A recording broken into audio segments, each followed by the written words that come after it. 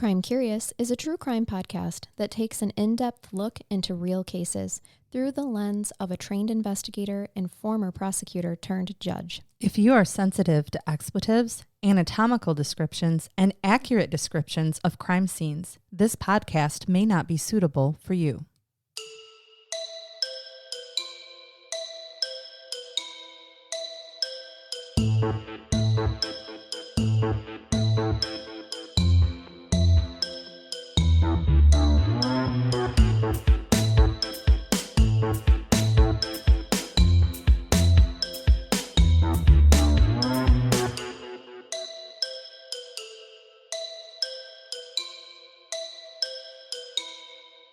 Have you or someone you love been a victim of a crime that's still unsolved?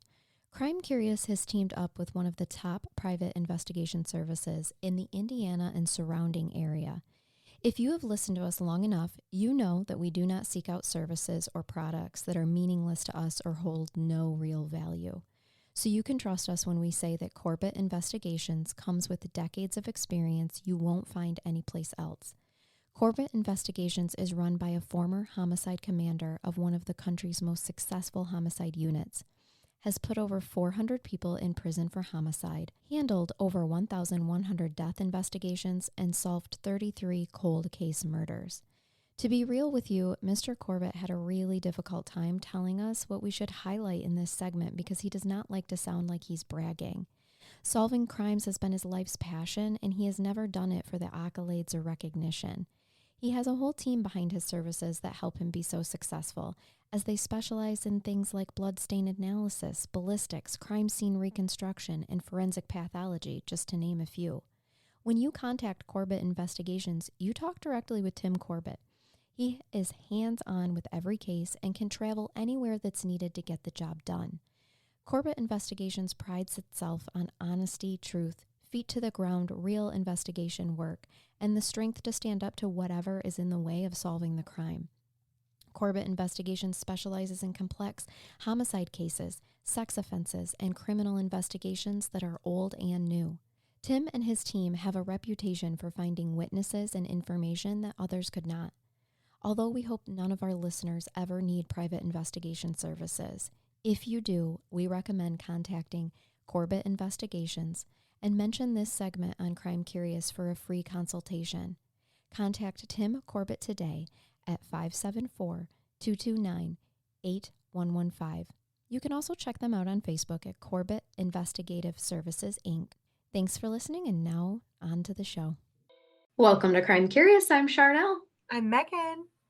And we're shaking our gree-gree. Well, I'm going to shake our gree-gree. Can I just show you something cool? Like every time I video and I'll show you a new pair of my pretties. Yes. Oh, those are gorgeous. Who are those? These are Jessica Simpson's. Okay. They look lovely on my feet. For the general audience who does not know, tonight Megan couldn't make it in studio, so we are recording this using a video platform. So the audio might sound a little different, and if you're a Patreon, you get the video episode as well as the audio episode. So I'm petting our little positive crocheted penis with the and I showed her my beautiful leopard like suede pumps. Oh, they're so gorgeous. Something that I could only look at because dare I try to walk in them and it's not going to go well, friend. Fine. For 3 steps, exactly 3 steps.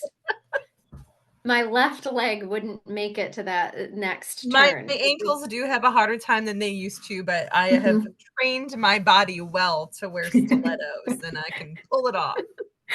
Your hips and back are now solidified out of place to accommodate the heels. Ridiculous. My hips hurt all the time because of the heels. And it is so worth it if you see them. They really are gorgeous. It really is worth it. Thank you. Okay, I'm bringing you a case today. Well, not just you. The tens and tens of listeners that we have as well. Yes, we love both of you. We are going to cover a requested case today. And at first I was like, oh, I don't know. I feel like this has been pretty heavily covered. But then as I was digging into it, dear Megan, I realized a huge benefit in covering this is that it's pretty heavy with the judicial Okay. aspect of this. And I really am still not sure where I land on it. And so I think you're going to have a lot of valuable insight for this. Either that or I'll have like no insight because I'll be like, oh, I can't say anything about the judiciary, but let's give it a shot. Yeah, I think in this one you can. There is someone that is convicted, and Oh, then good. Okay. it we'll get to it, but it is very interesting. So yeah, this is a covered case. I thought that I maybe put in my notes who requested it, but I'm not certain that I had their permission to use their name, so it must be I did not put it in there. Okay. Yeah, if So any of you anyway, ever wonder why we don't say your names when you request a case, unless you specifically tell us to, we do not. right. Yes, exactly. So for this case today, Megan, this is the brutal 1975 murder case of Martha Moxley in the very affluent neighborhood of Bellhaven, located in Greenwich, Connecticut. Oh, And okay. yeah, I do mean affluent. This is a neighborhood of money and a town where celebrities, presidents, and others who have the bank account to accommodate the real estate prices live. Okay. Which is Well, to I haven't say, even driven through there. no, probably not. Or if you have, it's only been to drive through there and Yeah, nothing else. like off the Um, interstate. all of this to say, major crimes just don't really happen here, right? Like probably some theft and breaking and entering, things like that, Dude, it's like possibly. embezzlement, like white collar embezzlement and maybe a B&E if somebody wandered in, needs some fat Yes, cash, but nothing else bad's happening there. Because at this point correct. in time, Charnell, and in these neighborhoods, we keep domestic violence and family issues firmly in their own homes. We don't report We sure those do. things. They're very Heck yeah, embarrassing when people they might die. are, Super embarrassing. especially in 1975. Agree. So imagine the shock of this town when a 15-year-old girl, one of their own, is found brutally murdered in her own yard, carelessly discarded just under the cover of pine trees. Okay, so this This is sort of grave. thing, yes, this does not happen. Mm-mm. Martha Elizabeth Moxley was born August 16th, 1960, to John David and Dorothy Moxley. The couple had two children, John and Martha, and after studying at the University of Kansas, John David worked for Touche Ross, an accounting firm, and had moved his family to Greenwich, Connecticut, about 18 months before Martha's murder. Now, Martha was a very typical teenage girl. She wrote in her diary almost daily, which I do have some entries to read to you. She did well in school and she was described as bright, happy, and social. She had many friends and engaged in typical 1970s teenage behavior. According to friends, on the night of the murder, Martha Moxley began flirting with and eventually kissed a boy named Thomas Skakel.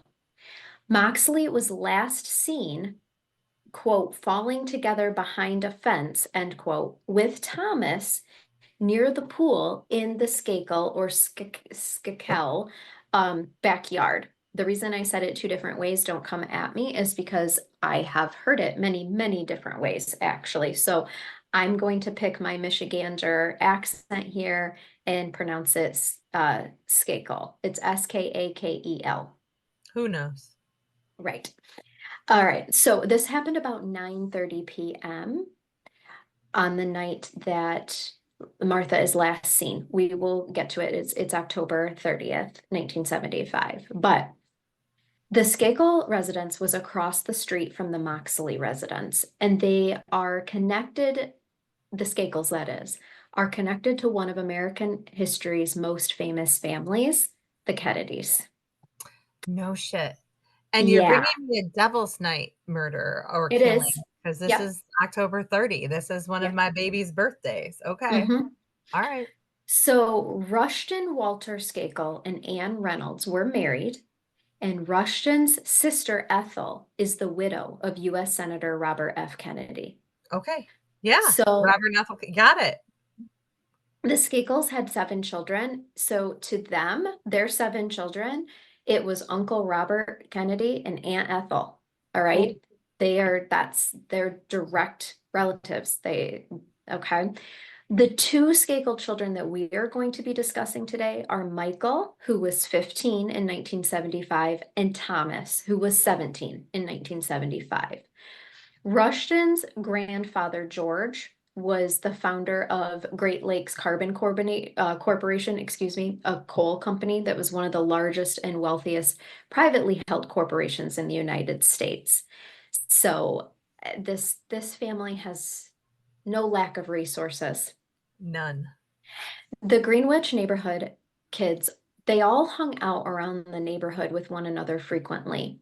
What we know leading up to Martha's brutal murder is from her flower and fish themed diary and reports from friends. And her diary, you can find pictures of it online because it was entered in as an exhibit. So Mhm. there are photos available. It was so pretty. It was like the 1970s big daisy flowers, but some of the flowers had been like transformed to look like fish with the petal part being the tail, like a betta fish. It was Yeah, really I love it. cute.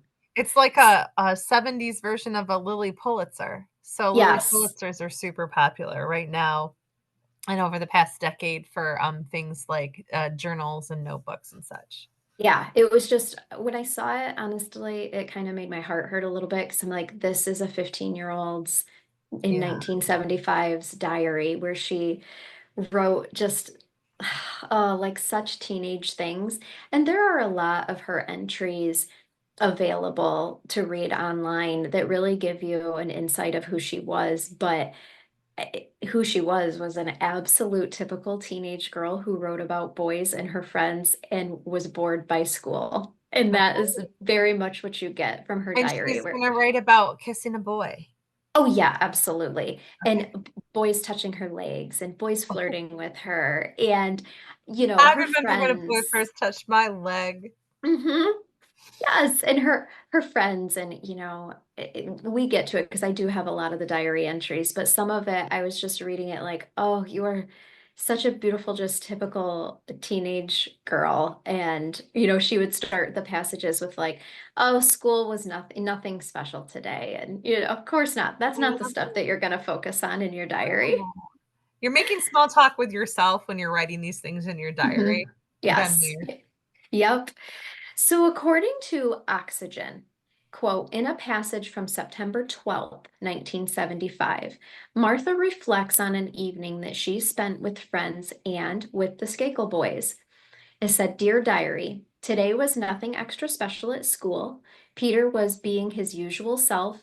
Me, Jackie, Michael, Tom, Hope, Maureen, and Andra went driving in Tom's car. I drove a little then, and I was practically sitting on Tom's lap because I was only steering. He kept putting his hand on my knee. I drove some more, and Margie and I kept yelling out the sunroof. And then we went to Friendly's, and Michael treated me, and he got me a double, but I only wanted a single, so I threw the top scoop out the window. Ice Then, cream. uh-huh. Then I was driving again, and Tom put his arm around me. He kept doing stuff like that. Jesus, if Peter ever found out, I would be dead. I think Jackie really likes Michael, and I think maybe he likes her. And then it says in parentheses, maybe because he was drunk, but I don't know. Other end parentheses and end quote. So Okay, that's September 12th entry. so is Michael like a kind of forbidden flirtation because like one of her friends likes him? And then who's Peter? Is this like her actual boyfriend So who I she think doesn't want to find out some boy was touching her leg and bought her a double? yeah, I tried to find concrete information that she was dating Peter. And short of watching every series that has been done on this case, which I openly admit to you, I did not do because this goes on for many years, so it's a lot that's been compiled. Um, I couldn't really find that she actually had a boyfriend. I think this is someone that she was flirting with. I think that being 15, she was flirting with, all the boys, like, of course. But it does sound like Jackie likes Michael and that, maybe Michael likes her back. Not Not sure. There's a lot of questions. There's a lot more questions than answers Well, it's we will it's the find. mind of a smitten 15-year-old girl who's Yeah. kind of figuring herself out and what she likes. So it's Yep. gonna be all over the place. And it sure is. On September 15th, 1975, Martha recalled in her diary hanging out in an RV on the Skakel property with Jackie and Michael. She wrote that Michael told her that he doesn't like Jackie, but he leads her on so much, I can't believe it. That's what she Okay. wrote in her diary. So Sounds she's like like, Michael's playing both girls. yes, like, okay, Michael's saying he doesn't like Jackie, but the way he's acting, I Well, think, he from the does. 70s to the 2000 and somethings, that has not changed. Sure hasn't, no. A few days later, Martha journaled about a confrontation that she had with Michael about her interactions with Tommy. It said, Michael was so totally out of it, he was being a real asshole in his actions and words. He kept telling me that I was leading Tom on when I don't like him, except as a friend. I said, well, how about you and Jackie? You keep telling me that you don't like her and you're all over her. He doesn't understand that he can be nice to her without hanging all over her. Michael jumps to conclusions. I can't be friends with Tom just because I talk to him. It doesn't mean I like him. I really have to stop going over there. End quote. A little more than a month after this entry, on the evening of October 30th, 1975, Martha Moxley left with friends to participate in Mischief Night. This is a night in which neighborhood youngins would ring bells and pull pranks, such as toilet papering houses. As you Yep. said, we call it Devil's Night. Like there's just all kinds of different slang terms for it. Relatively harmless. You're mostly going to TP your teachers or your neighbors. Some kids throw eggs. They smash the pumpkins off the porches in the road. Yeah. Yep. Yep. When Martha did not return home that night, her parents began looking for her, and Martha Moxley was discovered, bludgeoned and stabbed to death with a golf club. So the assailant attacked Moxley so violently that the club's metal shaft snapped. It was then driven, this is gruesome, sorry, but the shaft was then driven through her neck. Martha's pants and underwear had been pulled down around her ankles, but there was no sign of sexual assault. So Okay. police have a theory that Martha had been hit in the head from behind when she walked up the driveway to her home on the evening of October 30th, 1975. Her body was then dragged to her backyard and left below a pine tree, where she was found, the next day. So is it possible her pants and stuff were like dragged down her body? As she was being drugged by that, very possible, because I'm there just is for not there signs of to for sexual her assault. pants and panties to be down off of her. It certainly is indicative of a sexual assault or at least sexual motivation. There doesn't actually have Mhm. to be penetration or evidence. And it's the Right. 70s too, by the way. So I don't know how advanced we're talking in terms of a DNA analysis, but they've determined this wasn't sexually motivated, or they just determined there wasn't a Correct. sexual They, assault. I mean, they did take DNA swabs and there is nothing found. Okay. Yep. Well, I suppose a hypothesis is that when she was dragged for them, whoever hurt her to hide her, her pants and panties were dragged down her body. Yeah. I'm saying that not believing what I'm saying, by the way, but I said it. Well, to be honest with you, that's an angle I hadn't considered. We'll get to it a little bit more of some theories you may build upon that, though, but I hadn't considered that. So the police begin investigating, of course, and they are able to trace the golf club that was used back to a set that was owned by the Skakel family. Okay. Okay. Now, we keep in mind though, they do live across the street.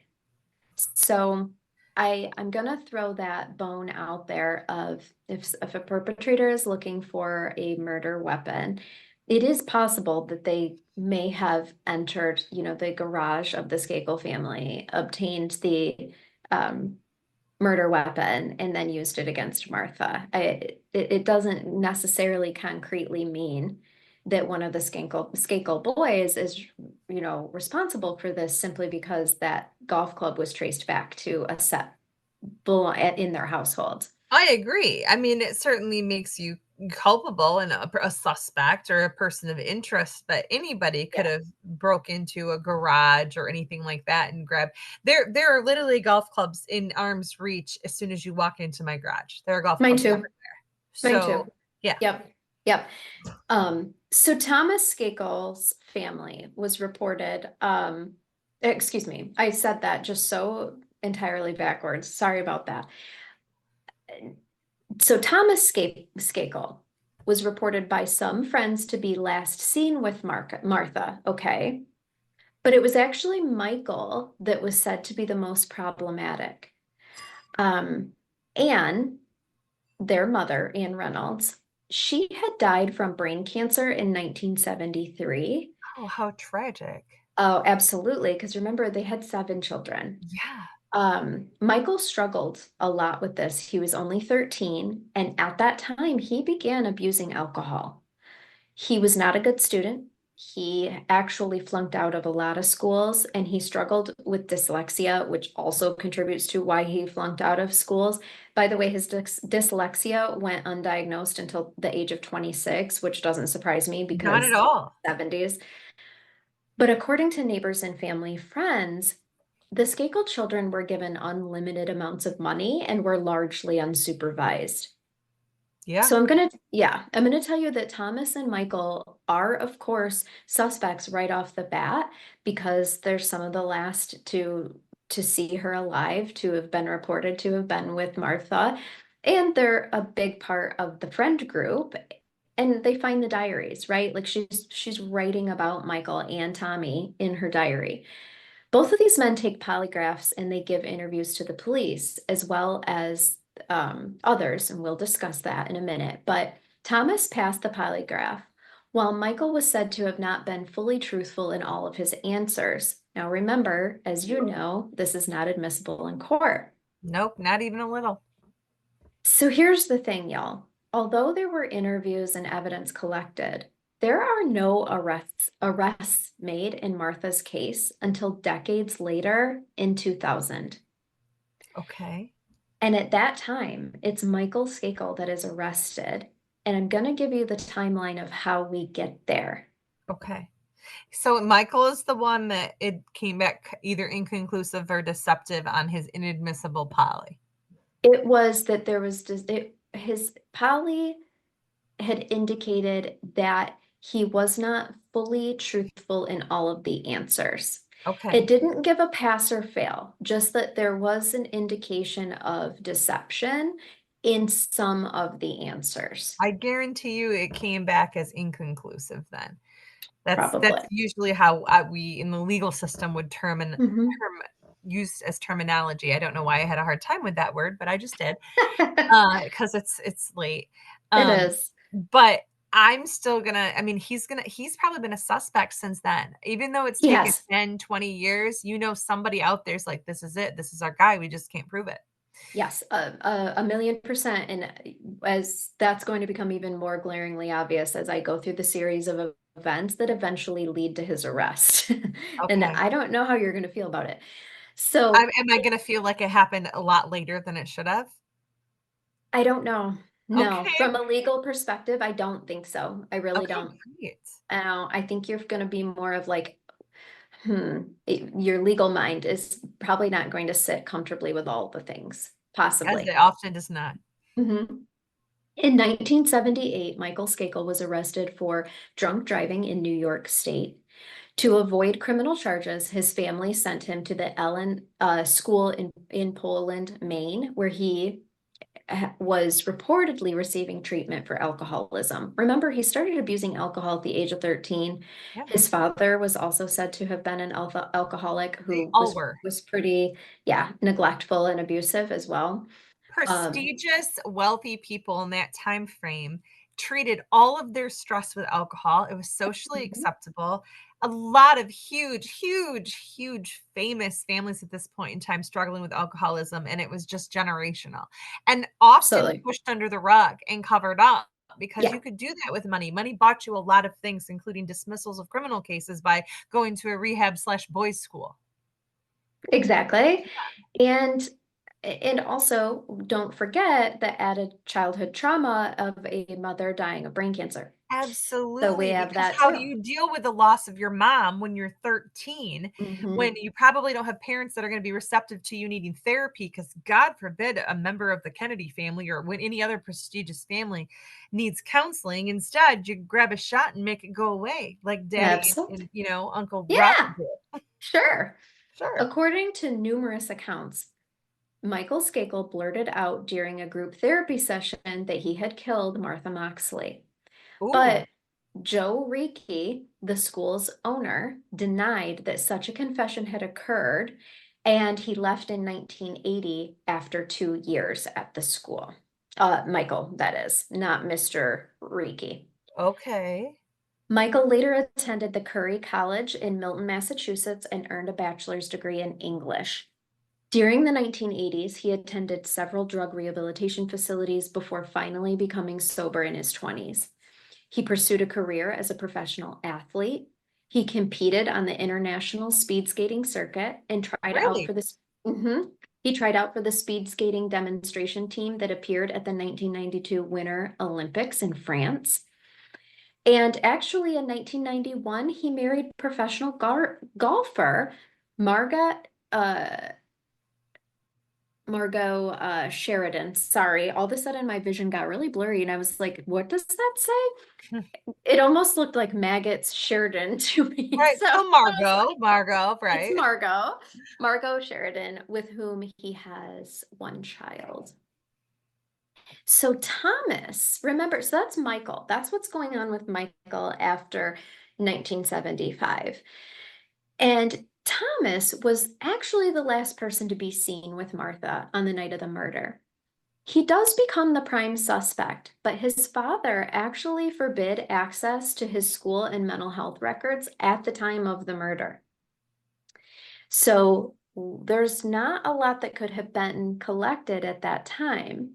But He I was want a to tell you, minor, right? he was. Barely, he was 17, but he was. Yeah. I want to tell you about another suspect, though. That is Kenneth Littleton. He had started working as a live-in tutor for the Skakel family that same day on October 30th, 1975.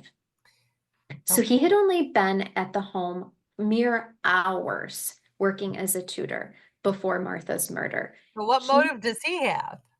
well, he's an outsider, Megan. Oh, He's an God forbid. outsider This poor in man's this. first day on the job and some chickens up dead in somebody's front yard, and now he's a suspect? That's a shitty It's day. a bad day. It is a bad day all I around. don't know anything about this, but I can tell you right now, I would bet almost anything this is not the killer.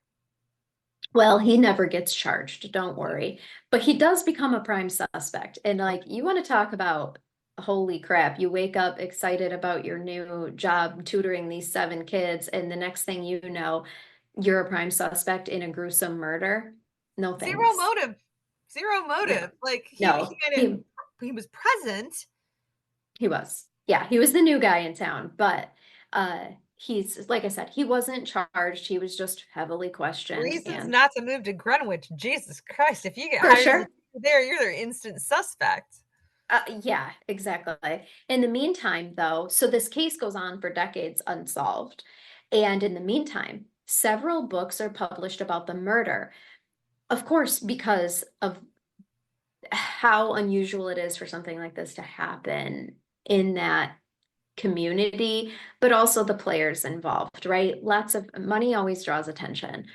So some of the books that were written were Dominic Dune's fictional account of the case called A Season in Purgatory, which was a 1993 book, and Mark Furman's fiction, Murder in Greenwich, 1998, and Timothy Dumas's nonfiction, A Wealth of Evil.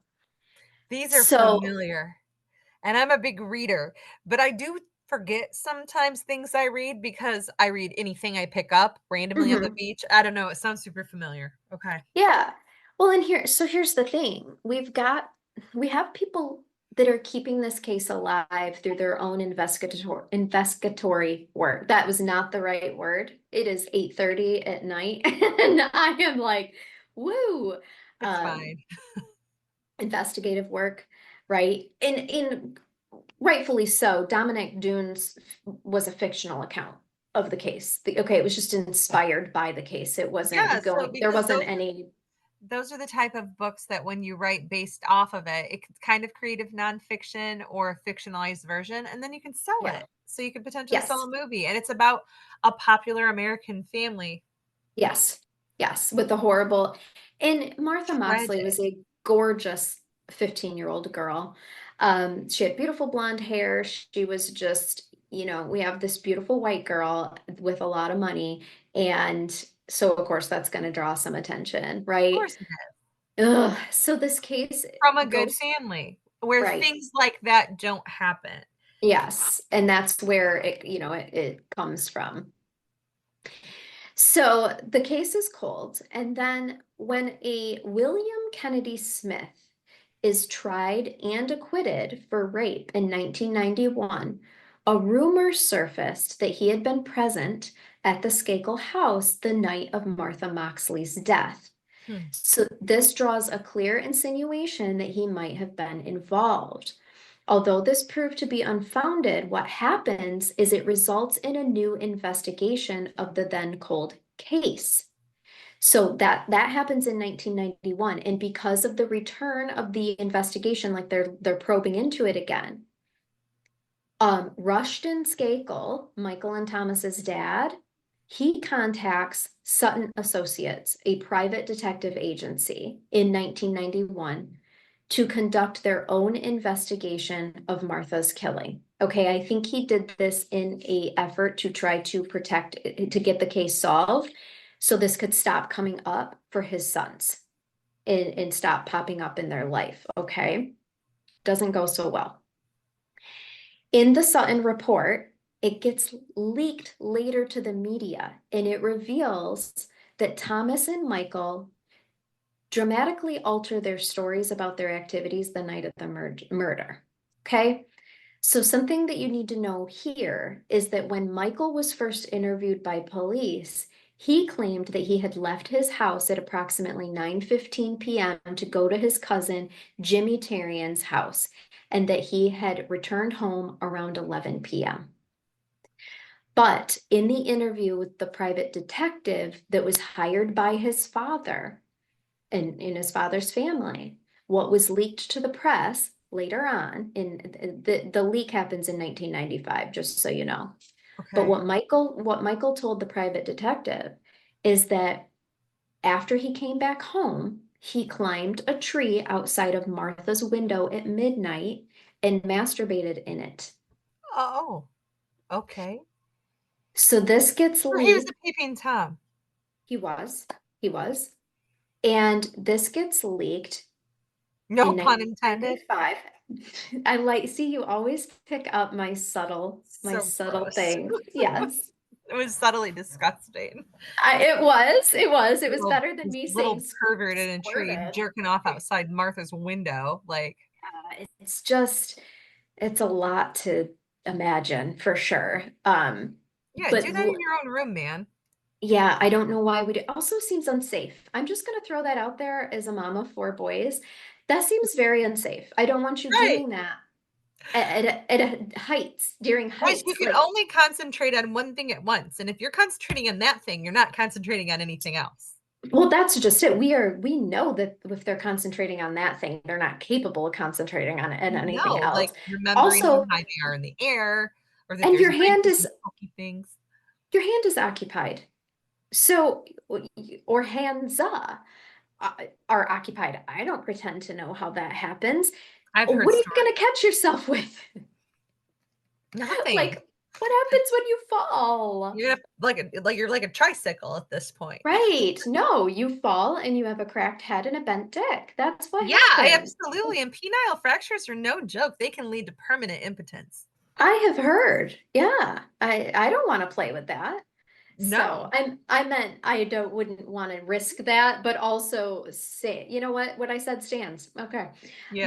But I don't think we should delve any farther into this very we public should not. episode. We shouldn't. We shouldn't. But the author who leaks that is Len Levitt, and he wrote a piece, Conviction, Solving the Moxley Murder. Okay. So, yes, this comes out and it starts to renew even more interest. That's how Mark Furman's 1998 book, Murder in Greenwich, names Michael as the murderer and points out numerous mistakes during the original police investigation. Because this gets leaked, and now he's like, I could make money off this. I could write a book, I could investigate this and write a book. Right. So I also need to back up a little bit. Mark Furman, who wrote that book in 1998, is a former LA police detective known for his role in the O.J. Simpson case. Oh my God, that So, Mark Furman?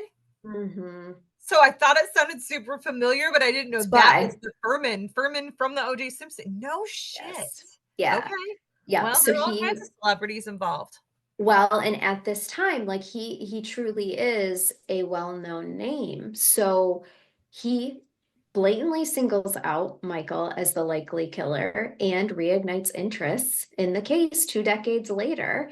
But the thing is that the Greenwich police detectives, Steve Carroll and Frank Garr, as well as police reporter Leonard Levitt, also known as Len, Wait, they so were all pretty hold on a second. convinced When that is Michael, can we back up a second? When is Mark Furman involved in this case? he doesn't get involved. He published a book in June 1998. So this is after he's been convicted of perjury and like legit. He writes a book, my friend. Okay. So I'm already going to have a little bit of a hard time because, Mark Furman, there were issues with him, planning, manufacturing evidence in the Simpson case. And he literally pled guilty or no contest to perjury in mid 90s, 95 or 96 or something like that. And made some racial comments as well. And so I just, okay. So then he is a retired detective Yes. from LA. So he's Yeah. going to come in and with his expertise and give his opinion on this, huh? Yes. After I'm just going to tell you this. I wouldn't even have bought that fucking book. Well, after reading the piece written by Leonard, what I was saying was that the police detective Steve Carroll and Frank Garr, as well as police reporter Leonard Levitt, they were already convinced that Michael was the killer. Okay. Like they just needed a way to prove it. And then when Leonard writes that piece and leaks the blatant differences that were found, like he gets a hold of the private detectives information, case notes, whatever information in the interviews that the private detective did with the boys, with Michael and Thomas, and he's the one that discovers like this is way different than what they told the police. And so he leaks that, and that is what spurs Mark to write this book. Okay. It's really more so Leonard Levitt getting the information from the private detective that spurs more interest in this, and then Mark just throws fuel on the fire. Oh, of naming, course. He's naming just a Michael as the retired killer. celebrity at this point. Right. Because of the drastic changes in the alibis given from both Michael and Tommy to the police and then the private detective and the books that are circulating that are naming Michael essentially as the killer, there is renewed interest by the police in the case. So the state of Connecticut appoints an investigator and a very uncommon one-man grand jury on Martha Moxley's case. Soon after a possible break in the investigation services, when a former suspect, Kenneth Littleton, who lived next door to Martha Moxley and remember was just hired as the tutor, the family tutor, testifies before the grand jury in exchange for immunity, because remember he had been a prime suspect in the 70s. So he testifies before the grand jury in exchange for immunity, and has the focus fall basically completely on Thomas and Michael. Of course, Thomas and Michael, by the way, if I haven't said it already, I should say it now. They deny any involvement with the killing. Okay. So Kenneth Littleton testifies to, where he was the night of the murder, how Martha was last seen with Thomas. Then a close family member a close family friend to the Skakel family and a neighbor of Martha, Mildred, talks to the grand jury. Her daughter, who was Helen, now Helen was mentioned in Martha's diary entries. So Mildred's daughter, Helen, who was 15 at the time of the murder, had been with Martha, Thomas, and Michael on the night of the killing. And she talks to the grand jury and talks about that. Like, yes, they were all out together. After an 18-month investigation, it was decided that there was enough evidence to charge Michael Skakel with murder. On January 9th, 2000, an arrest warrant is issued for an unnamed juvenile in Martha Moxley's case, and Michael Skakel surrendered to authorities later that day. He was 39 years old, but remember, he was 15 at the time of the murders. So that's why at first an unnamed juvenile was arrested, because they were first taking him through juvenile court. Okay. Okay. So he did have a $500,000 bail put on him. He was arraigned first in juvenile court for murder since he was 15 years old. And then it was waived. Yes. Well, on January 31st, 2001, a judge ruled that he would be tried as an adult. Yes. Okay, so that might not be an automatic waiver state. In Michigan, No, it is. Homicide right. Automatic waiver state, so a judge doesn't even have to make a ruling. The prosecutor can just do it. So in this case, they had a judicial officer decide it, but not surprising, because homicide and most life offenses, you're going to be able to charge most juveniles as an adult. Well, and it meant the difference between, getting a life sentence or getting a much lighter and or no sentence but rehabilitation at the time for the statute of what the sentencing could be. Here's the thing that I don't know if a lot of people know. I have had a number of waiver cases occur in my time, and even if the prosecution chooses to try them as an adult and the whole case is tried and they're found guilty, a judge could still decide to sentence that juvenile as a juvenile instead of an adult, even though they have an adult conviction.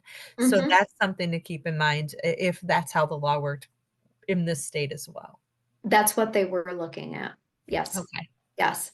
So then when the judge ruled that he'd be tried as an adult, now he's looking at a possible life offense. Yes. Yeah. Okay. So Margot Sheridan, that is Michael's wife. Remember, the professional golfer? Yeah. She files for. He has one child with. Yes. She filed for divorce shortly after he was arrested for Martha's murder in January 2000. And their divorce was finalized in 2001. So he's going through, and his trial doesn't start till 2002. So he is arrested, out on bail, gets a divorce, is going through a whole heck of a lot. I mean, can you blame her at this point? No. You just found out the worst thing you could ever find out about somebody who you love and probably trusted and thought and share a child with. Yeah, and so absolutely. She did the thing a parent needs to do. But in the meantime, Michael's not having a great time. He's straight up having a real bad time. Well, because if he actually did this, his past has come back to haunt him with a vengeance. Yep, sure has. Now, Mr. Rishi, remember I told you about him from the Ellen school director? He was the owner of the school. Right. He actually refused to testify during the grand jury proceedings. The prosecutors the prosecutors know that he overheard Michael Skakel making admissions to the murder of Martha Moxley, according to court papers that were filed. But he absolutely did not want to be a part of any of this at all. He was not Does willing to anyone? testify. No, nobody wants to, especially not when you're talking about the families that are involved here. Hell Yeah. no. Hell But no. to think that you to have the gall to just be like, yeah, so I'm not gonna do that. Yeah, not gonna do it. These people have God's money. Like Yeah, I'm but I not. would not allow that. You can't just come into my court when you've been subpoenaed to testify and be like, yeah, No. so I'm just not gonna do that. He I'd be just like, let okay. prosecutors know, like, I won't say that I heard that. I'm So not gonna they agree to that. decided, okay, that's makes more sense. So Mhm. he's letting them know that he's basically gonna get on the stand and lie or lie by omission by just saying, Mhm. don't know. No, don't So know. they know they Yes. can't prove it Right, because through him. at a pre-trial hearing in 2000, Michael's childhood friend Andy Pope testified that he believed Michael had committed the murder, recounting a phone call that he had with Michael in 1991. According to Poe, he confronted Michael about his suspicions, and Michael denied killing her, but admitted that he had masturbated in a tree the night Martha died. That's The not tr illegal. That's just weird. This is all he'll admit to. He placed himself there, though, didn't he? Yes, Did he have and a golf club shoved up his ass for prostate stimulation, too? well, that didn't come up. Okay. No pun But the intended either. right, right. But the tree that Michael described was not the one that was outside Martha's window. It was the tree right above where Martha's body had been discovered. And so Oh, okay. that's where prosecutors are getting an interest in that you're describing a tree. You told this detective the same thing, that you had climbed a tree, you had masturbated in it. Like you said, you're placing yourself there the night that she was murdered. But Yeah. the tree that you described was not the tree that was outside Martha's window. It was the tree that she was found underneath, bludgeoned to death. So do you just get the picture now that he or someone else has bludgeoned her to death and this fucker's in a tree jerking off to a dead body with panties around its ankles? Because that's what I'm I, seeing currently. And if you didn't see it yes. before, you're welcome, because that's what I'm picturing now. No, I had considered that. I had considered that he absolutely knows who killed her, that it excited him, and that he did 100% climb into a tree because that's so fucking random to say. I don't know. That he climbed into a tree and Listen, or he snapped, he murdered her, and then he climbed into a tree and masturbated, and that is why there's not any evidence of sexual penetration. right. But he pulled Agreed. her pants down, Mhm. right? And then just used his vision. It's very Um, serial killer-esque when you're looking at motivations here. There's a sexual deviance anyway, mhm. because there's Yeah, nothing wrong with masturbating, but there right. Of is an course issue not. with stalking and masturbating in a tree outside of somebody's home that you have a sexual interest in. This is considered deviant behavior and dangerous, potentially deviant behavior, even without the murder. And then Right. you bring that into there as well, and he's placed himself there at the Yes. scene. And it's just too, I don't like any of this. No, neither do I. And this also is not the first time that masturbation comes up in this case You because and the puns, you're killing me right now. because well, Thomas Skakel, in his recollection to the detective, not to the police, the last that he saw Martha was that the two had mutually masturbated together, like on his porch, whatever, and then she went home. Who, Martha and Tommy? Yes. That's Yes. that's less shocking to me. That's less, Yeah. if that was It's a mutual. 15 and 17-year-old. That's how Yeah, you dude, it's start. 1970s heavy petting on the Yeah, porch. Okay, so sure. that's less concerning to me. Yeah, but what if Michael saw it and he was enraged with jealousy? And or Because, really enjoyed what he was seeing and climbed into a tree. well, but hold on. So what if, because that was allegedly what happened at their doorstep, at the Skakel's doorstep. Remember, they didn't have a lot of supervision. Okay, like on their porch, whatever. And remember that the police had said that they believed that Martha was walking up her driveway. Their houses were across from each other. They were neighbors. So what if Michael did see her and Tommy engaging in that behavior? He gets a golf club because he's angry at that this girl that he's crushing on is mutually masturbating with his brother. Whacks her in the back of And the head. yes, right? Like as she's walking home up her driveway, he bludgeons her, drags her beneath this tree, whatever, pulls her pants down, and then climbs into the tree because all of that excited him. And it's just so random. Like, why would you admit to somebody that you climbed in a tree at all? So, and he claims that he did not tell the police that in his original interviews with the police because he knew how it sounded. Like I was in a tree outside her window masturbating. Yeah. So, because funny little rich kids do funny little things. Yes, couldn't have said it better myself. Funny little rich kids No, do and that's funny the title little of my things. book when I rewrite this. Yes, Don't yeah. read Mark Furman's book, you guys. Read mine. Yeah, there we I like your title better anyway. Thank you. But that's just, just a thought. So we have a lot of weird masturbation things happening. But I guess when you consider their ages, it's not necessarily so weird, but It's still. not. And now it's not even close to kinky in 2024, but No, time frame wise, I would imagine some of this behavior was very shocking for the appropriate people who were reading it. of course. Now, two of Michael's former classmates, John D. Higgins and Gregory Coleman, they also testified, okay, during the grand jury trial. And Higgins said that Michael disclosed to him that he had fragmented memories of the crime. And Coleman testified that Michael once told him, "I'm going to get away with murder. I'm a Kennedy." I don't like that. No. Little narcissism going on. According to the Charnell. Everybody always sees your puppies. Look at my big puppy. Let me see. Do you have big? Where'd you go, Barley? Sweet Barley. Hi, baby. Yeah. He's like, why is my mom in there talking to herself? So he literally opened my door. That's funny. He wants to see what's going on. He does. So according to the New York Times, though, no physical evidence ever linked Michael to the crime. But the jury was moved by Michael's various incriminating statements and erratic behavior following Martha's killing.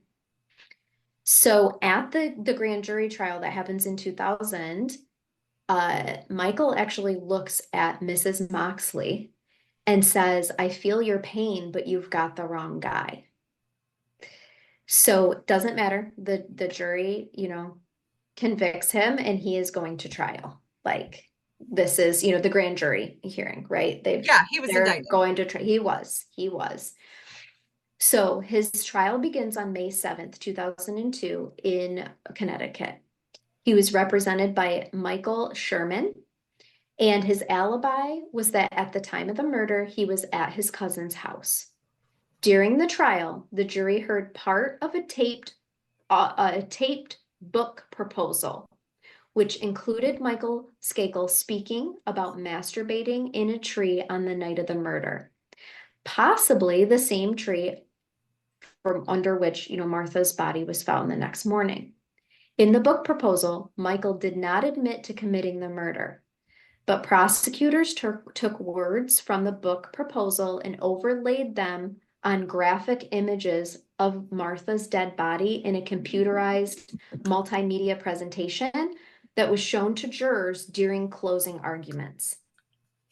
In the audio tape, Michael Skakel said that he was afraid he might have been seen the previous night, the 30th, okay, the night that this happened, jerking off, and he had panicked to the police, when he was interviewed by the police. Now, the jury heard the whole tape, but during the closing arguments, the prosecutor did not play the portion of the audio tape in which Michael Skakel had said jerking off. Instead, they took that word out. So it sounded like he said, but it was only in the closing arguments. In the regular, during the trial, they did play the whole audio tape. But in the closing arguments, they took out the word jerking off. So it sounded like he said that he was afraid that he might have been seen the previous night and had panicked. When what he really said was he was afraid he might have been seen the previous night jerking off and had panicked. Okay. They did hear it both ways. They heard it. But the closing arguments, which are the lasting effects usually in a human's brain. They are, but we have to remember they're not evidence. They're simply each party's summary of what they believe has been shown. Yes. Yep. So it seemed as though it was giving the impression from the prosecution standpoint that he was confessing to the murder. But I am reminding because when you say I feel like I was seen or caught, it makes it sound like he has made an admission. Mhm. They left out a very important part, though, and that was that he was engaging in interesting behavior there, sexually explicit behavior. Can I say, what if he's not lying about the in a tree jerking off part? We said the part about how maybe he killed her and then climbed up there. Mhm. What if he was in the tree jerking off and she saw him and she caught him and Very he possible. jumped down and assaulted her with the golf club? Yeah. I mean, it could have happened in that order as well. Sure could have. I agree. So during the trial, the jury is offered no direct physical evidence linking Michael Skakel to the crime, but here's testimony about incriminating statements and erratic behavior from over the years. Martha's diaries are also entered into evidence with a note by the judge that they are hearsay. On June 7th, 2002, Michael Skakel is found guilty of murdering Martha Moxley. He Hold was on, can I assigned. stop you? Sure. They admitted her diaries, but then there was a note that they were hearsay? Mhm. There was an acknowledgement that it was hearsay. This whole trial technically is hearsay. There's no physical evidence. This is where my head is exploding a little. So I warned you. hearsay is an out-of-court statement made by a party, okay? And a statement Mhm. can be in writing, Mhm. but it has to be for the truth of the matter asserted. In this case, the truth of the matter being asserted is that there was murder, okay? Mhm. I don't think that this is hearsay, her diaries, what's written, because she's not writing about murder. These are in there to show other things, right? Character, relationships, that she had a connection to certain people. And it might lead to being circumstantial evidence, but one, totally appropriate that they were entered, in my opinion. I don't think they qualify as hearsay. I don't think that those were being used for the truth of the matter being asserted by the prosecution. That is my input. Please feel free to disagree with me, but I just thought it was important to mention since this is a clearly kind of a highly judicially analytical case. Oh, and it gets way more complicated. Okay, great. Yep. Fantastic.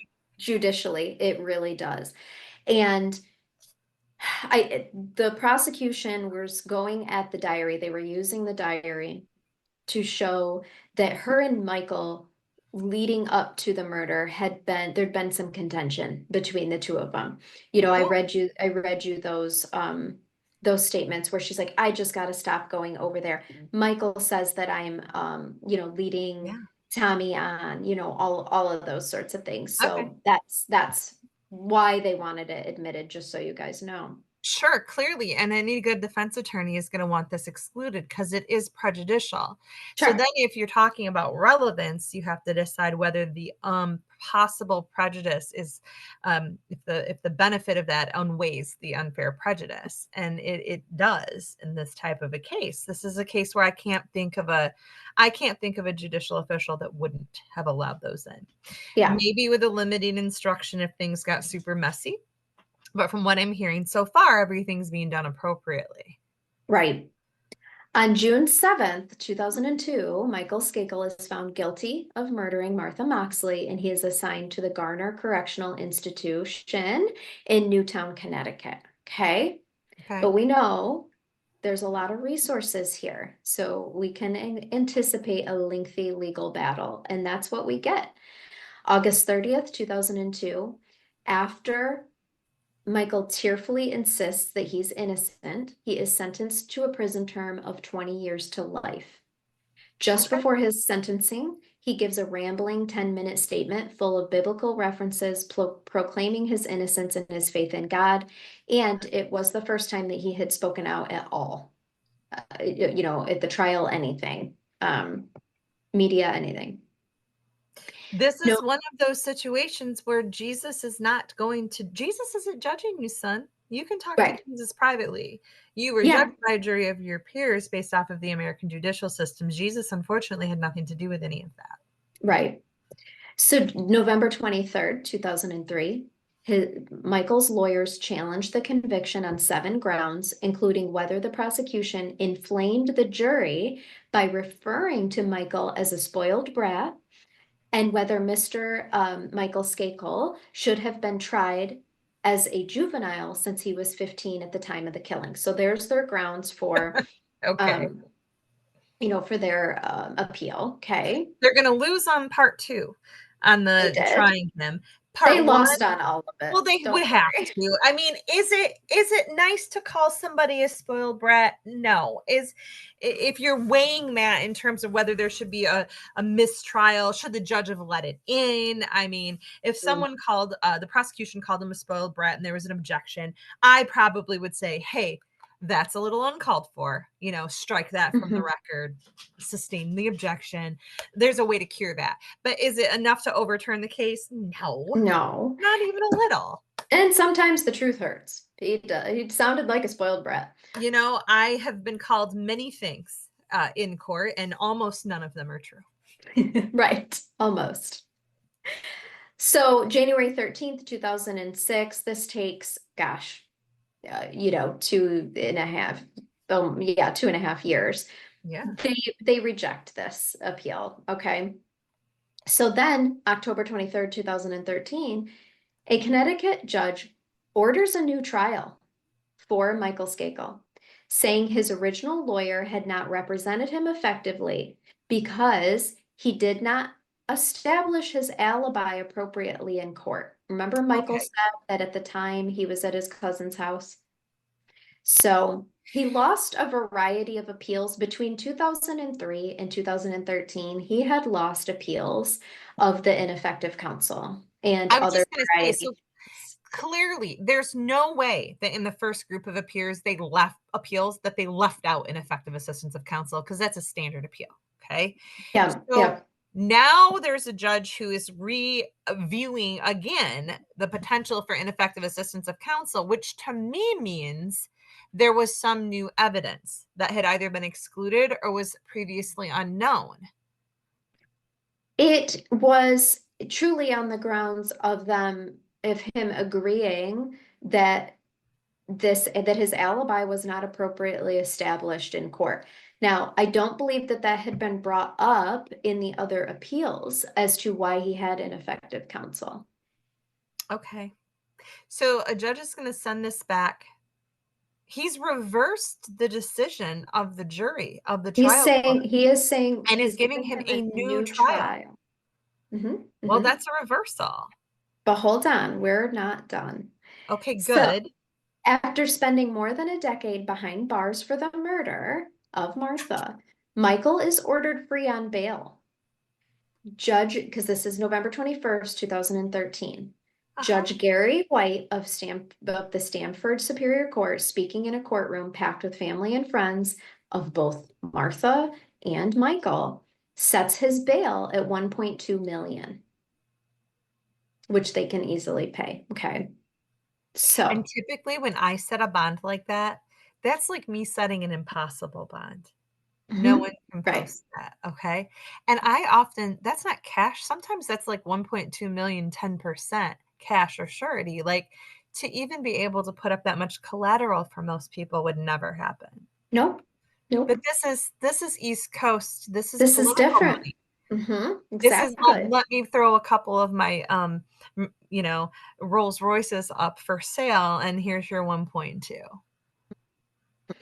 So February 2016, Herbert Santos, a lawyer for Michael Skakel, tells a panel of 6 justices on the Connecticut Supreme Court that he deserves a retrial.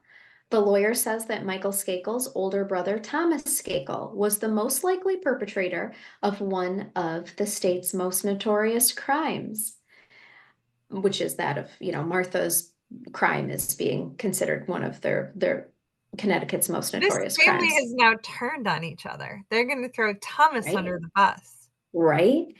State prosecutors say that Michael Skakel does not deserve a new trial and that his conviction should be reinstated.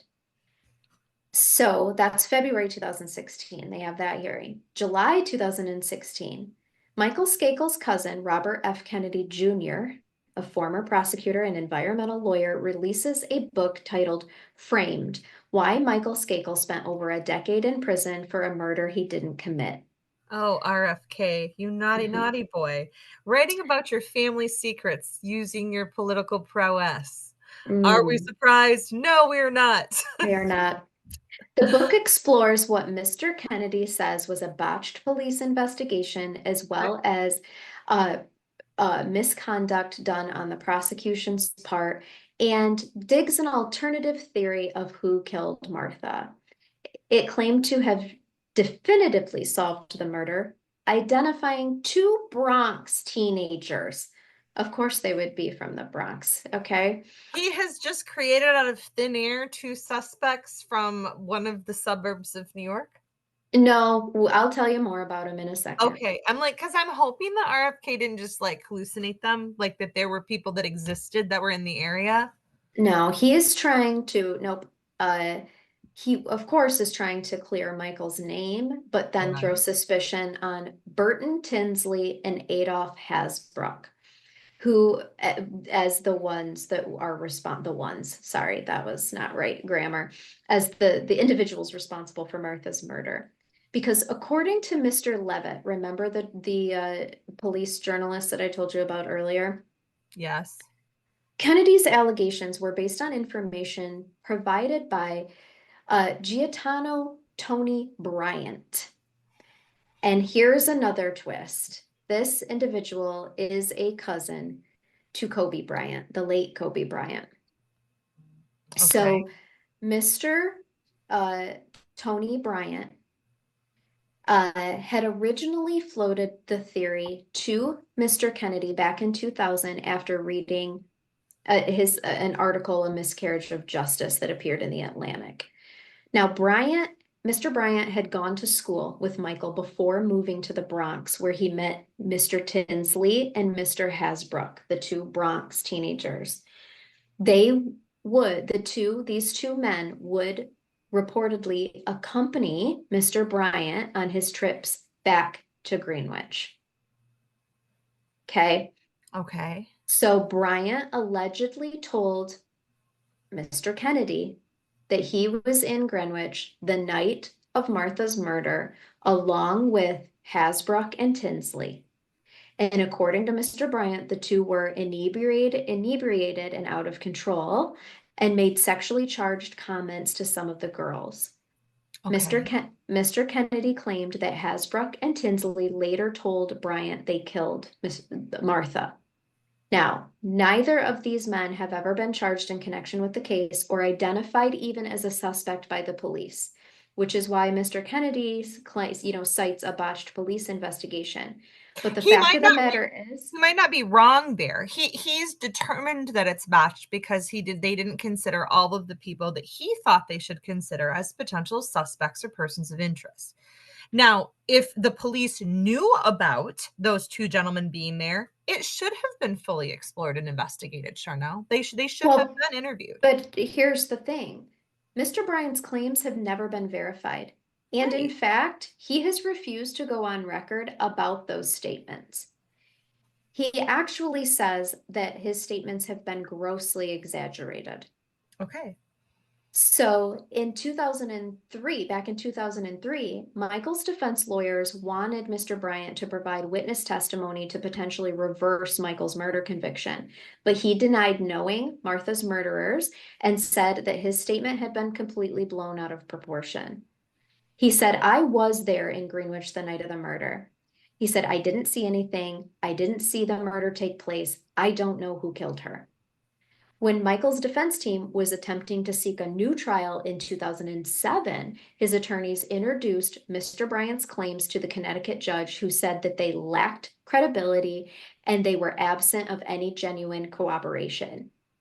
But still, Mr. Kennedy stood by Mr. Bryant's claims in his framed, book, citing, quote, he's using the evidence that I have cited in this book. Prosecutors have sufficient cause to indict Burton Tinsley and Adolph Hasbrouck for Martha Moxley's murder, end quote.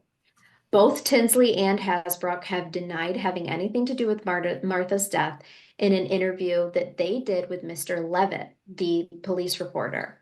Yep. Hasbrouck recalled that Kennedy had contacted him in 2003 and questioned if he knew Mr. Bryant, later asking if he had Mr. Tinsley's phone number. Okay. Mr. Hasbrouck said, I thought nothing of it. I had no indication of his plan to use me as a scapegoat in his cousin's defense. Yeah. End quote. Yeah, rightfully so. Yeah, but look, I mean, a judge saw through this, though. Correct. And I'm not saying that RFK didn't have, I mean, he was a prosecutor and he has experience and he has a tie to this case where he clearly wishes or wants there to be an alternative. And you know what? He might be right. There are plenty of people out there in the world. Remember, O.J. Simpson was acquitted, right? But the great majority of people believed that he was responsible, and he was found civilly responsible for the death of his ex-wife. Okay. Mm-hmm. It comes down to the judicial or to the legal system where a jury of his peers convicted him based off of legally presented information that survived appeals based off of the right standards of review. Yep. Is there a possibility that he didn't kill? Absolutely. Because you don't find people guilty beyond all doubt. You find them guilty beyond a reasonable doubt. Mm-hmm. So I don't have anything bad to say about RFK or anybody else, but we have to have some respect in the juries that we pick, that prosecutors and defense attorneys pick, Charnell, and that judges give instructions to do the right thing based off the evidence they have. Right. And so when that he's told he can have a new trial in 2013, and then all of this is argued. 2016, a Connecticut Supreme Court reinstates his murder conviction. Yeah. They reversed the lower court decision and said that that had led to his release from prison. And the one that, found his legal representation at trial to be lacking, they found it to be competent. Yeah. So they reinstate his murder conviction. So then, May 4th, 2018, 2 years have went by. The Connecticut Supreme Court, acting on a defense request to review its 2016 decision, reverses itself and vacates the murder conviction. The justices rule 4-3 that Michael Skakel's lawyer, Michael Sherman, should not have presented or did not present evidence of an alibi, and a retrial is possible. June 7th. Denied. Granted. Yep. Denied. Overturning grant. Yes. It's such a ping pong back. Because Supreme Courts change. Your justices change. So if you get the right people in there, then they overturned it. This is just so highly political. It's almost hard for me to have an opinion about because it makes my stomach turn a little. Yeah, right? Agreed. I understand. I don't know which the right choice was. I don't, because I wasn't the one reviewing it, and I'm not elected as a Supreme Court justice, and know that I would want to be. But I'm just, does it make you feel weird? Did it make you feel bad reading it? Why is this happening? Yeah. So January 7th, 2019, so less than a year later, the United States Supreme Court denies the prosecutor's attempts to revive Michael Skakel's conviction.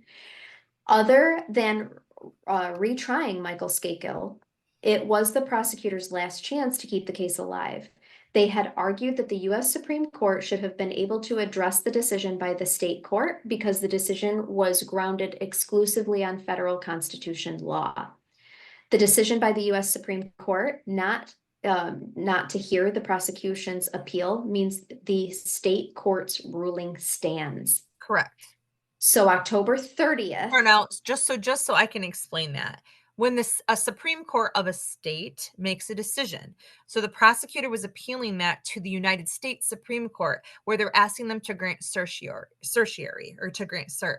It means it's not automatically something, a murder trial in a state case, that would be seen or heard. The United States Supreme Court would have to look at that case and say, yes, there's an issue here that we should deal with at a federal level. And so the prosecutor's making that argument. But I don't necessarily disagree with the U.S. Supreme Court, at least in this initial decision, because what's the federal argument? This is an ineffective assistance of counsel claim where they didn't present a valid potential defense, that being an alibi. I don't see that being something that would be a federal issue to take up. So 2 cents worth or 5, however many pennies you want to put in there. So October 30th, 2020. Now that date should sound very, very familiar. That's the date our young lady was murdered. Yes. Michael Skakel walks out of a Connecticut courthouse a free man after prosecutors announce that they do not have enough evidence to try him again. Because, of their 51 potential witnesses, 17 have perished. And there's no additional forensic evidence in the case. So Michael Skakel's lawyer, Stephen Seeger, calls the decision the right result. He says Michael Skakel was innocent then and he's innocent now.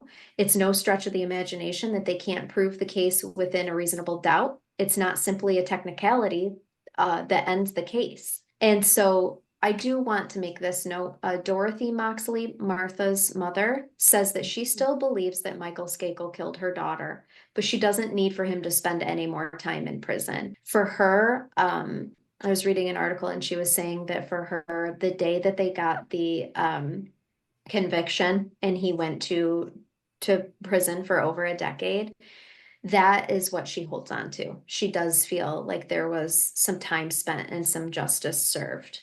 Remember, he got 20 to life, and he was there a little over a decade, and then put back in for a couple of years. So I think for her, in her elderly state, just being done with this it's time. But I want to go over the reasons, because we haven't really talked in length about the other possible suspects in this case. Well, his brother. And so I technically, according to the eyes of the law, this case is still unsolved, right? It is. Because his conviction was overturned and the prosecutor's office did not charge him again. So realistically, they could charge other people. They could recharge him. Correct, right? They just determined that enough people had died that they no longer had viable witnesses. And I'm not going to have an opinion on that today. 17 of them had died, and I don't know if some of them. Yeah, I'm not sure if some of them had the most incriminating statements to make, and that's why I'm really not sure. But let's talk about Tommy. I hadn't really got into a bunch of information on like why he was originally, other than of course one of the last to be seen with her. As you already know, he not only kind of changed his story, he changed his story from his original interview with the police to that private detective, right? But he also admitted that he had lied to the police during the original 1975 interview, according to Len Levitt. He previously claimed that he had last seen Martha at 9:30 p.m. that evening that she was murdered. He confessed to the private investigator that the two had engaged in mutual masturbation outside his home and that she'd left just before 10 p.m., making him the last known person to see her alive. Of course, he still says that he didn't have anything to do with that. At the Supreme Court of Connecticut in February 2016, Herbert Santos, a lawyer for Michael, argued that Michael deserved the new trial because Tommy was the most likely suspect. Remember, we talked about that? But according to Santos, although police did not have enough evidence to charge Tommy with the crime, the weight of the evidence is that Tommy Skakel killed Martha Moxley. That's what the Greenwich police believed for 10 years. Santos went on to say evidence presented during an older petition for a new trial leads to the inescapable conclusion that the probable killer was Tommy Skakel. Tommy maintains his innocence and has never been charged in the case, as you know. Right. And how about Kenneth Littleton? Was early on in the case a suspect, and he was given a lie detector test. In his lie detector test, he was identified as, quote, not truthful in answering the key questions, end quote. Really? Mm-hmm. Guy who it was his first day It as a was his tutor, first day. Mm-hmm. and he comes back as deceptive in what line of questioning? In the key questions. Yeah, what Oh, are those? right, Do right. you know who killed Martha? Did you kill Martha? I mean, what were the questions? Right, exactly. What do they consider the key questions, right? So this statement was made in the Hartford Current and news, outlet. This same outlet reported that in the months following Martha's murder, police discovered that Littleton had been arrested the previous summer on burglary charges in Nantucket, and that acquaintances described his behavior as strange. Which, okay. When police informed the private school where Littleton had taught of his past crimes, he was fired from his position and he left Greenwich at that time. According to Len Lovett, Littleton then experienced multiple mental and alcoholic breakdowns. Littleton's mother told Mr. Levitt that her family has been ruined over this. She said, my son became an alcoholic. His brain was nothing. He couldn't get a job. My husband and I were at each other's throat over what to do. I'm so bitter. We were so naive. We're poor people, my husband and I, she said. We don't have the money that the Skakels do to protect ourselves. They're probably just going on living their lives as though nothing happened. And I mean, that's a fair point. He has been a suspect in this murder since it happened. And like she said, they don't have the money to clear his name. I mean, luckily he hasn't been charged or anything, but there's all these books that are pointing to other people. There's all these articles. Like I can see where he's, coming from. Think about that, though. I mean, she's not wrong. The No. amount of time and money that went into those appeals that allowed that overturn to happen. Think of your average US citizen and whether or not they would have that ability. Yep. I mean, everybody has the right to appeal, and they did in this case, but they lost that appeal many times until one Mhm. was finally overturned and they had the right, apparently, set of judges. Right. Oh God, Well, and the thing I don't is, love a lot of this. the 15,000 word essay that the miscarriage of justice before the book in 2003, Robert F. Mhm. Kennedy Jr. had wrote that essay that was published in the Atlantic that I Yeah, had mentioned earlier. And in that essay, he claimed that the state's case against Mr. Littleton was stronger than the case against Michael. So we have a that's powerful name throwing accusations at your son. I can absolutely see how this destroyed their life. a And he has powerful never been name, charged. and a former prosecutor who's giving Yeah. their opinion on a Yeah. case you're clearly biased about. Well, that's exactly it. No, I'm gonna have opinions about one of my friends or family members who gets charged or accused of something, and in fact I live in a small town. I have family members that have been Of in course. trouble before, and Of course. I have opinions about that too, and whether things happen that were fair. But to use your political position, your family name, to make these statements without really any basis. I mean, somebody Yep. literally looked at his statements in his book that he wrote, that somebody being a judge later, and said, dude, there's no basis for these. Hmm. You've come up with an alternative theory, an alternative hypothesis, but Right. there's no evidence to back any of it up. So now he's saying that the case is actually stronger against this guy, but clearly a judge said no, it wasn't. Well, and have people not figured out? In this essay, he says that the case is stronger against Littleton, and then in his book, he is pointing at Tommy. At the right, And at his other relative, right? yeah, I'm just like, I don't know. It's just baffling. It's baffling to me. But irregardless, He's technically, no one is serving time for Martha's murder yeah, anymore, and that's where we're at with this case. all right. Interesting, huh? And thank you to the person whose name I don't have permission to use that recommended this case. It was a fascinating rabbit hole to go down. I hung on every word, and again, I feel like some of these things should be more familiar to me than they are, but Jesus, it wasn't. Well, I don't think we can remember them all. I am sure I've seen some, like Oxygen did a 3-part series on this. I also, and I'm sure that you can get just hours and hours and hours of theories and content and things like that on it. But I just, I was, I wasn't familiar with it either, even with all the coverage that it's had. So, yeah.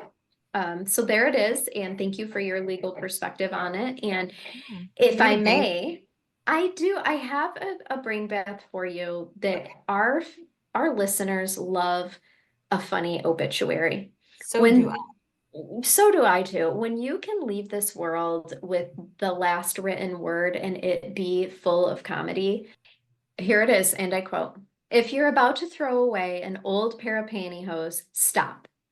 Consider Mary Agnes Mullaney. You probably know her as Pink, who entered eternal life on Sunday, September 1st, 2013. Her spirit is carried on by her 6 children, 17 grandchildren, 3 surviving siblings in New Jersey, and an extended family." It's wrote like that so that you'll purposely say it like that. "And an extended family of relations and friends from every walk of life. We were blessed to learn many valuable lessons from Pink during her 85 years. Among them, never throw away old pantyhose. Use the old ones to tie gutters, to child-proof cabinets, to tie toilet flappers, or to hang Christmas ornaments. Also, I love this. Also, if a possum takes up residence in your shed, grab a barbecue brush to coax him out. If he doesn't leave, brush him for 20 minutes and let him stay." That sounds like something my grandma would say. I love that. Love it. You know what? If he doesn't leave with that barbecue brush, brush him for 20 minutes and let him stay.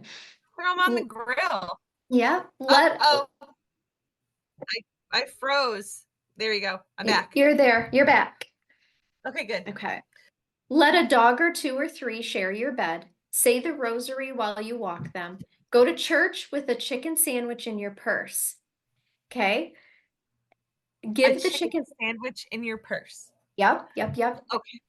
"Cry at the consecration every time and give the chicken sandwich to your homeless friend after mass. Go to a nurse. I know, me too. Go to a nursing home and kiss everyone. When you learn someone's name, share their patron saint's story and their feast day so they can celebrate. Invite new friends to Thanksgiving dinner. If they're from another country and you have trouble understanding them, learn to listen with an accent." I love that.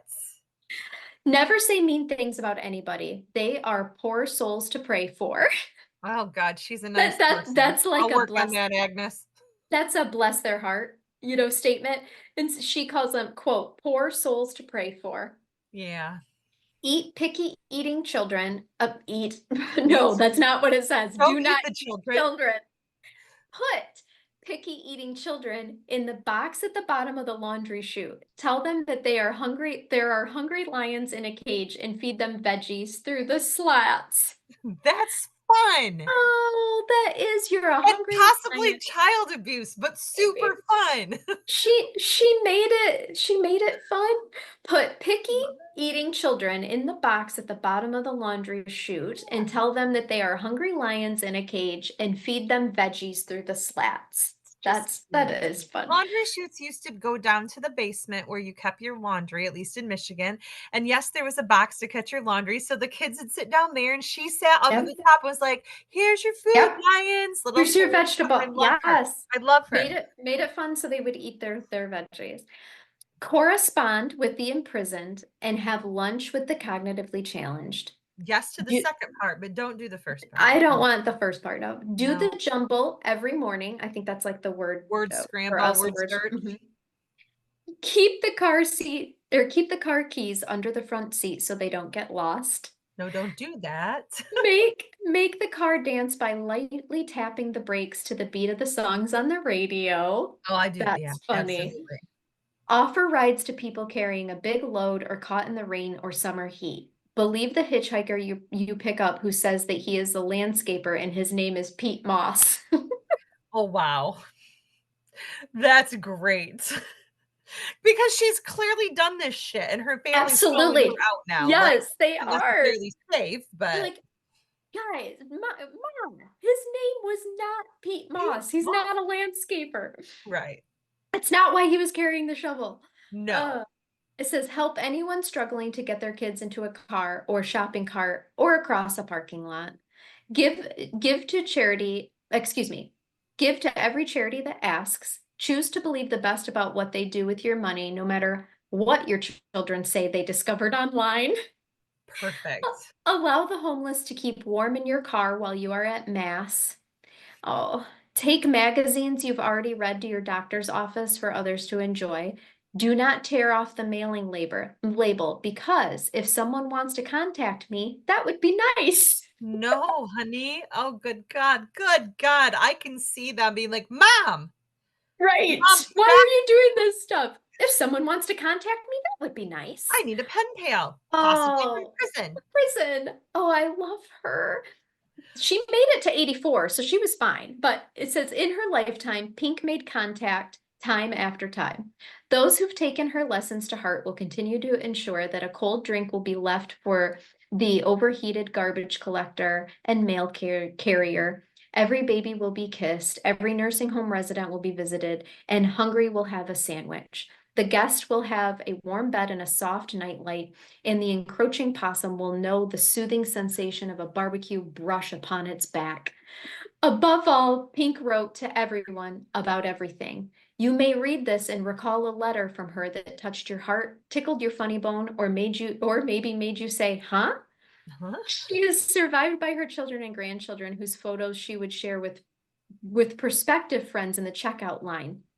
Tim, wife Janice, children Tommy, Joey, TJ, Mikey, and Daddy. Kevin, wife Kathy, children Casey, Ryan, Jordan, and Kevin. Jerry, wife Gina, Gaida, children Nisha and Kathan.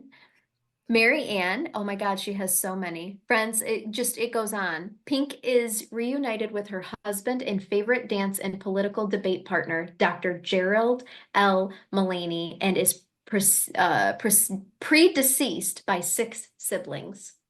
Oh, I love her. She lived to, what did I say, 84 or 85? I mean, I love even her family despite all of those calling things. her out. Like calling her out in this open. Mom. Oh, 85. She was 85. It's Yeah. amazing. Oh, rest in peace, you beautiful soul. Love it. Yes, me too. Well, thank you all so much for listening. We hope that you liked this episode and we hope that you Keep it curious. and keep listening. Until next Bye-bye. video. Bye. I missed it. Until It's next okay. time. New here. Bye.